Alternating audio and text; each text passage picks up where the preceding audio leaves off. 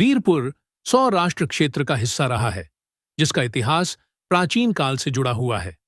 इसे मौर्य, क्षत्रप और चूड़ासमा राजपूतों जैसी कई राजवंशों ने शासित किया था। संत जलाराम बापा एक प्रसिद्ध हिंदू संत थे, जो भगवान श्री राम के अनन्य भक्त थे। वे अपनी निस्वार्थ सेवा, भक्ति और चमत्कारी कार्यों के लिए जाने जाते हैं।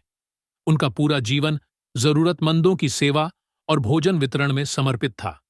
आज भी उनके नाम से कई मंदिर और अन्न क्षेत्र, भोजनालय चलाए जाते हैं, जहां मुफ्त भोजन सेवा जारी है। जलाराम बापा का जन्म 4 नवंबर 1799 को वीरपुर, गुजरात में हुआ था। परिवार: उनके पिता प्रधान ठाकुर और माता राजबाई धार्मिक प्रवृत्ति के थे और भगवान श्री राम के भक्त थे। धार्मिक प्रवृत्ति: जलाराम बचपन से ही आध्यात्मिक झुकाव रखते थे और सांसारिक कार्यों की बजाय भक्ति और सेवा में रुचि रखते थे। 16 वर्ष की उम्र में उनका विवाह वीरबाई से हुआ, लेकिन उनका झुकाव संतों की सेवा और भक्ति की ओर अधिक था। उन्होंने संत भोजालराम से दीक्षा ली, जो उनके आध्यात्मिक गुरु बने। गुरु के मार्गदर्शन में उन्होंने घर परिवार का त्याग कर दिया और अपनी पत्नी के साथ मिलकर सदाव्रत मुफ्त भोजन सेवा शुरू की, जहां हर आने वाले को भोजन कराया जाता था, चाहे वह किसी भी जाति या धर्म का हो। मान्यता है कि भगवान श्री राम ने जलाराम बापा को एक पवित्र झोली, थैली और डंडा प्रदान किया, जिससे उनका भोजन भंडार कभी खत्म नहीं हुआ।